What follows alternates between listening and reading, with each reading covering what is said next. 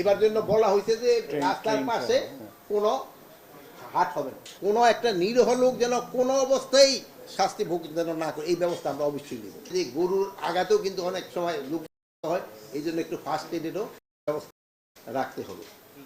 আর একটা হলো ভালো খবর হলো, আমরা তাদের অনুরোধ করছি যে এখন তো 5% করে হাসিল নেয়, 100 টাকায় 5 টাকা, আগামী বছর থেকে যেন এটা 100 টাকায় 5 টাকা না নিয়ে 4 টাকায় করে নেয়, 1 টাকা করে কমানোর জন্য। বাট এবার আমরা কমাইতে পারলাম না এই জন্য যেহেতু অলরেডি টেন্ডার হয়ে গেছে, যেহেতু টেন্ডার হয়ে গেছে এখন তো আর আমাদের পক্ষে করা সম্ভব না।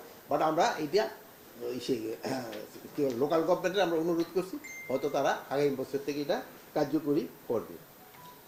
আর একটা হলো বাল্কহেডের ক্ষেত্রে ঈদের 5 দিন আগে থেকে বাল্কহেড চলাচল বন্ধ হয়ে যাবে, আর ঈদের পরে 3 দিন বাল্কহেড চলাচল বন্ধ থাকবে। আর আপনারা জানেন বাল্কহেড কোনো অবস্থায় রাত্রে চলবে না, কোনো সময় এটা রাত্রে চলবে না। আর কোনো বাস, তারপরে আপনার জাহাজ আছে বা ট্রেন, অতিরিক্ত যাত্রী কেউ নিতে পারবে না। এটা শুধু মানুষের ক্ষেত্রে যেমন, তারপরে যে গবাদি পশু আনার সময় কোনো ট্রাক বা এই যে নৌকাগুলিতে আসে, এগুলি যেন অতিরিক্ত পশু যেন না আনে, এই জন্য তাদের ইনস্ট্রাকশন দেওয়া হয়ে গেছে। এবং এটার ক্ষেত্রে আইন শৃঙ্খলা বাহিনী যারা এটা করবে, আইন ভঙ্গ করবে, তাদের এগেইনস্টে অ্যাকশন নেবে।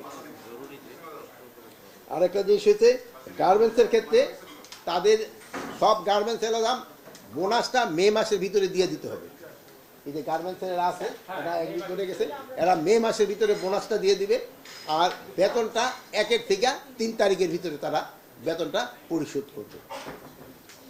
আর একটা জিনিস হলো গার্মেন্টস শ্রমিকদের যৌক্তিক যে দাবিগুলি আছে, এইটা মালিকেরা অবশ্যই তাদের পূরণ করতে হবে, যৌক্তিক দাবি। বাট কোনো অযৌক্তিক দাবি নিয়ে যদি শ্রমিকরা রাস্তা বা কোথাও ঘেরাও করতে, ওই ক্ষেত্রে কিন্তু আইন শৃঙ্খলা বাহিনী তাদের নিয়ম মাফিক ব্যবস্থা নেবে। এই ছিল আমাদের মোটামুটি ইসের ব্যাপার। এবার জন্য বলা হয়েছে যে রাস্তার পাশে কোনো হাট হবে না, এই জন্য আমরা বলে দিচ্ছি আগেই। আপনার ওই যে বললাম যে লেখে রাখবে এটা কোন হাটে যাবে, এটা গাবতলী হাটে যাবে না নয়ারহাট হাটে যাবে, এটা তার আগেই লেখা থাকবে। আর মাঝখানে যদি কেউ ডিস্টার্ব এরকম করতে যায়, তার এগেইনস্টে অ্যাকশন নেওয়া হবে। এই জন্য তো স্বরাষ্ট্র মন্ত্রণালয় দাবি দেওয়া থাকবে, দাবি দেওয়া পূরণ হবে, আবার কেউ দাবি দেওয়া নিয়ে আসবে। যাদের যৌক্তিক দাবি, আমি বলবো যে কোনো মন্ত্রণালয়ে যদি যৌক্তিক দাবি থাকে, এটা যেন তারা মেনে নেয়, কেউ যেন কোনো অযৌক্তিক দাবি না করে। আর একটা আমি সবসময় আপনার মাধ্যমে অনুরোধ করছি, আপনার অনুরোধ করছেন যে রাস্তাঘাট প্রতিবন্ধকতা সৃষ্টি না করে যার যার কমপ্লেক্সের ভিতরে যদি করে, ওইটা সবচেয়ে ভালো। সাধারণ যাত্রীরা যেন ভোগান্তি শিকার না হয়, সাধারণ জনগণ যেন ভোগান্তি শিকার নয়, যার যার কমপ্লেক্সের ভিতরে তার তার দাবি নিয়ে তারা তাদের কর্মকর্তাদের সাথে বা কর্মচারীদের সাথে আলাপ করতে পারে। এখন এটার ক্ষেত্রে আপনারা আমাদের সবচেয়ে বেশি হেল্প করতে পারেন, আপনারা কিন্তু সবচেয়ে বেশি হেল্প আপনারা করেন নাকি? আবার আপনারা মাইন্ড করেন না, কথা বলি, ওই পুলিশ কি অ্যাকশনটা নিল ওইটার একটা খুব বড় ছবি দেখেন, আর যে প্রথম যে যারা ভাঙ্গা ফেলাইলো ওই ছবিটা কিন্তু আপনারা দেন না। এখন হাসতেছেন সবাই রাজি, কিন্তু কাজের সময় তো এটা করেন না। আপনারা যদি এটা করতেন না ঠিক মতো, আমার মনে এগুলি বন্ধ হয়ে যেত।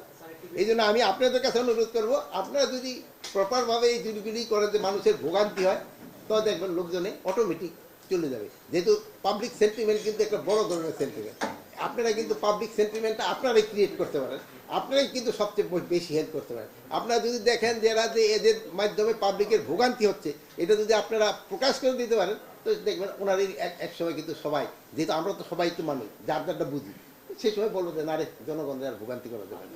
আমি তো উনি যে কী করছে এটা আমি জানি না, ওইটা যার যার ব্যক্তিগত মত প্রকাশের স্বাধীনতা তো সবাই আছে। এটার ক্ষেত্রে আমি অনেকবার বলছি, কেউ যেন ভোগান্তির শিকার না হয়, এই জন্য আমরা অবশ্যই ব্যবস্থা নিব। আমরা বলছি শুধু দুষ্কৃতিকারী যেন আইনের আওতায় আসে এবং শাস্তি ভোগ করে, কোনো একটা নিরীহ লোক যেন কোনো অবস্থায় শাস্তি ভোগ যেন না করে, এই ব্যবস্থা আমরা অবশ্যই নেব।